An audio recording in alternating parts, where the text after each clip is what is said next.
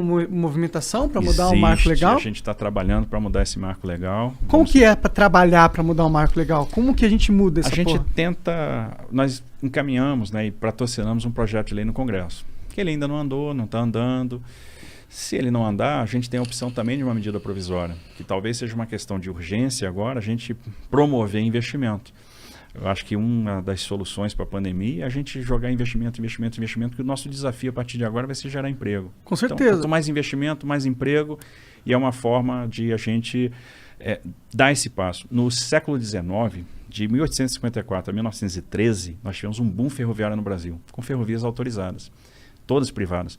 Por que elas se tornaram públicas? Porque elas quebraram na década de 30, com a crise de 29, a crise do café, e o governo foi lá e encampou essas ferrovias que tinham dívida com financiadores. Nos Estados Unidos, até hoje, as ferrovias são privadas. Então, as ferrovias são autorizadas. Por isso, lá eu tenho 7 grandes operadores ferroviários e eu tenho 600 operadores de short lines. Eles têm 270 mil quilômetros de ferrovia, contra 28 mil quilômetros que nós temos aqui. E estamos fazendo bastante. Assim, a gente já contratou 30 bi de investimento privado em ferrovia. A gente deve chegar até o final do ano que vem com 60 bi. É um impulso ferroviário sem precedente. A gente está plantando as sementinhas que vão fazer com que o transporte ferroviário chegue lá em 2035 com 35%, 36% de participação na matriz de transporte. Então a gente sai dos 20% de hoje para 35%, 36%. A gente vai chegar perto do que um país desenvolvido tem, que é em torno de 40%. Entendi, isso em 10 anos. Em 15 anos. Em 15 anos. Porque deve ser difícil e demorado pra caralho fazer trilhos de trem em tudo que é canto. Mas se a gente for olhar, é um transporte muito seguro, até pras empresas.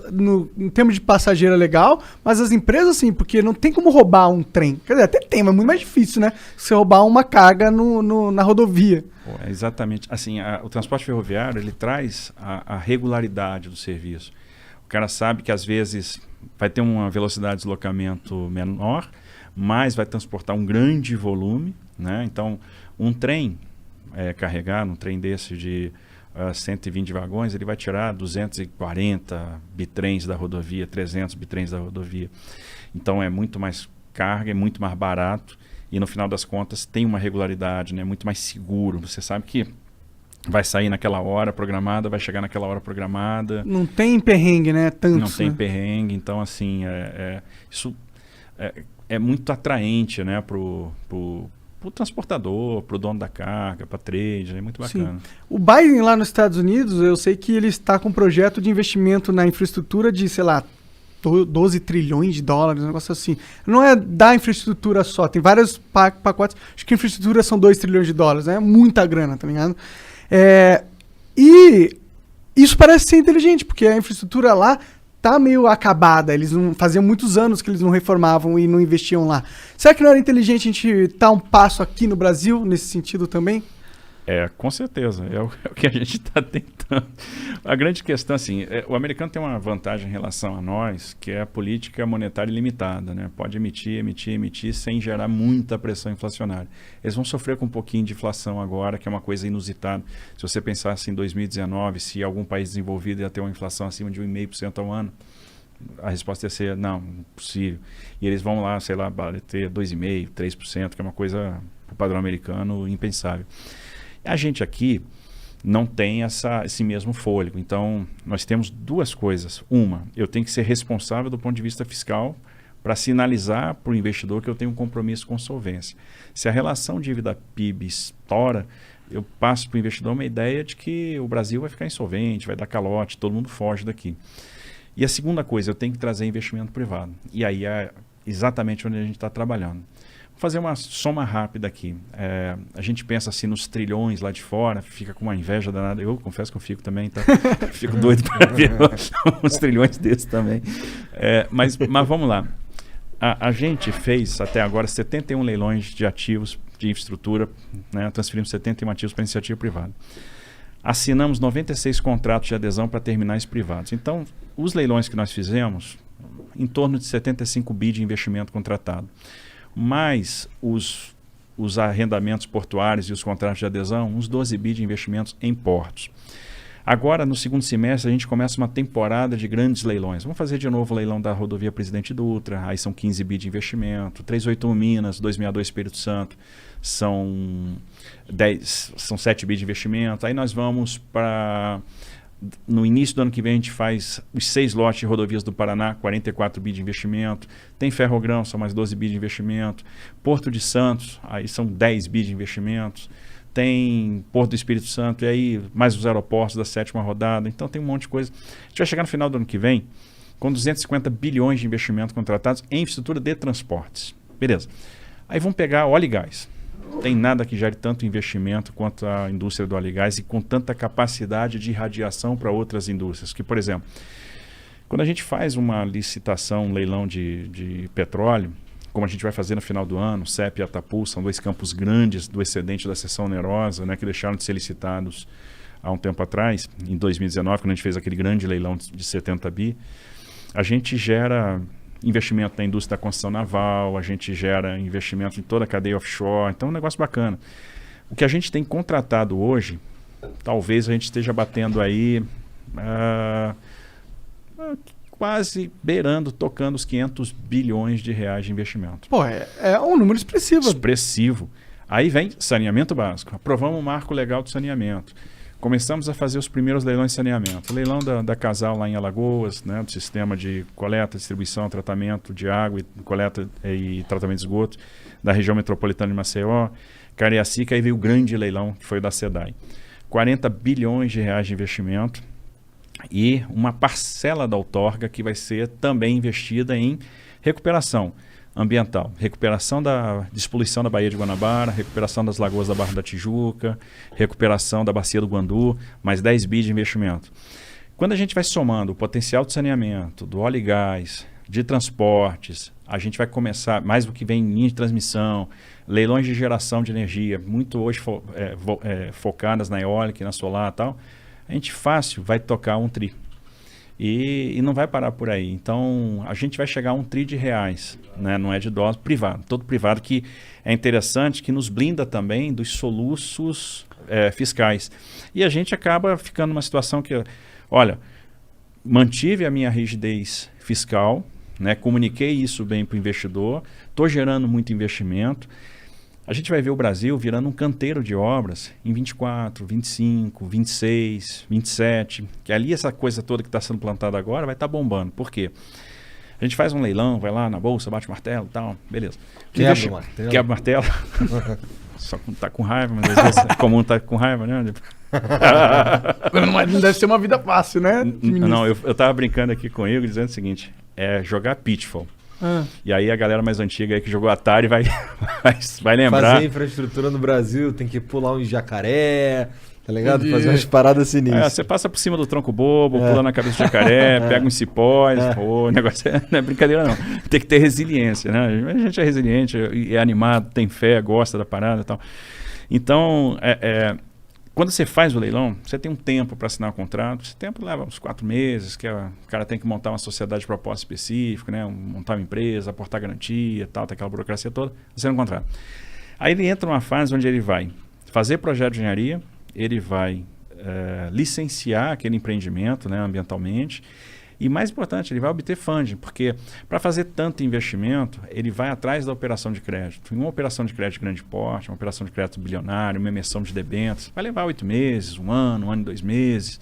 Então ele leva um tempo para estar com a grana. Então a gente não traz esse investimento logo para o início, porque sabe que vai, no final das contas, botar uma faca no pescoço do investidor. Então tem que dar um tempo para que isso transcorra naturalmente.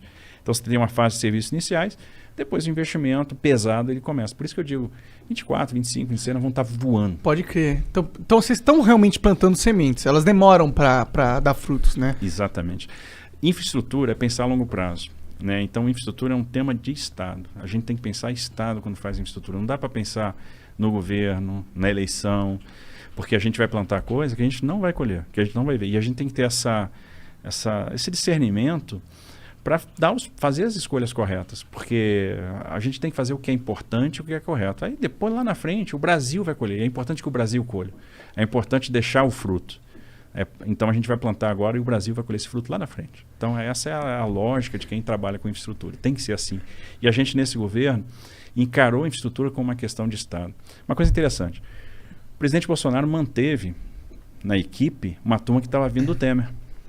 Quase todo mundo que trabalha comigo no Ministério hoje estava no PPI, no governo Temer. Entendi. Então ele não descontinuou o projeto, ele não tirou, não rifou as equipes, ele manteve as equipes, ele manteve os projetos. Isso é pensar em Estado. E até tem uma coisa engraçada. A gente vai lá, inaugura uma obra aqui, tá ali e tal. Aí o pessoal às vezes critica. Pô, só está inaugurando obra de outro governo. Aí o pessoal diz, como é que você lida com essa crítica? Eu digo, pô, essa crítica para mim é elogio. Porque imagina o seguinte, se eu abandonasse todas as obras, não, essa obra aqui começou no governo Dilma, não vou terminar não. Essa obra aqui é do governo Temer, essa obra aqui começou no governo Lula. Transposição de São Francisco, né, que o Marinho está lá entregando. Não, gente, peraí, essa obra é para o Brasil, é importante. Então, peraí, vamos lá, vamos acabar. A obra parada não gera taxa interna de retorno. E é por pensar assim que às vezes você fica com 1 zilhão de obras paradas. Não, com elefante branco, vamos lá, vamos terminar esse negócio. Aí o usuário passa na rodovia e está lá um viaduto pendurado. Não tem encontro, não tem nada. O cara, pô, por que serve essa porcaria aqui? Sim. Quantas vezes, né, a gente já... E dá uma imagem que o país está jogado às traças, né?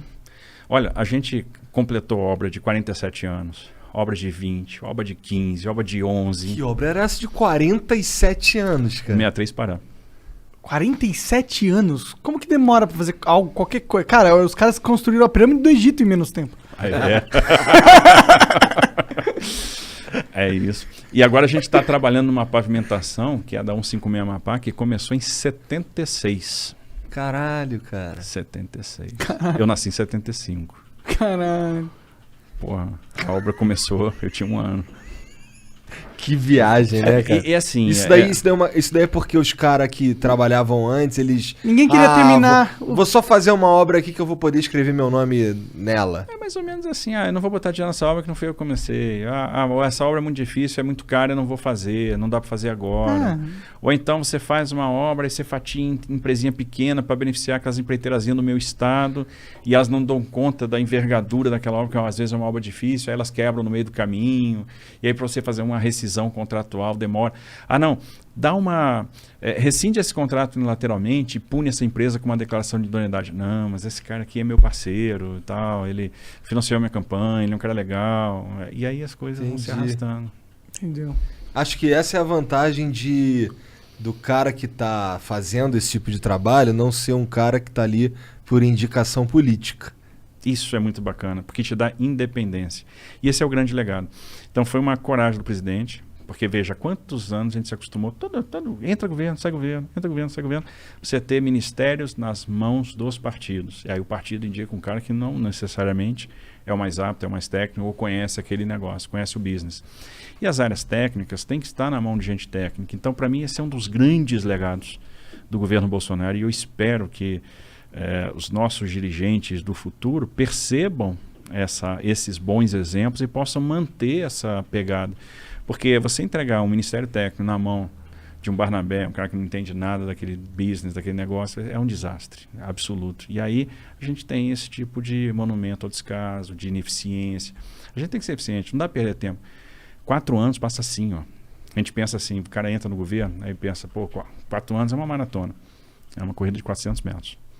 Que você vai como se estivesse correndo 100 quase, mata que o 100, porque não acaba, né? Porque tem que dar a volta aí completa. Já pula no tronco bobo, já segura no Exato, e é correndo 400 metros e passa o tronco bobo, tem o lago lá que você tem que pular na cabeça do jacaré, tem o passeio do cipó, cerca de arame farpado, de vez em quando tem uns caras atirando em você, é um negócio complicado.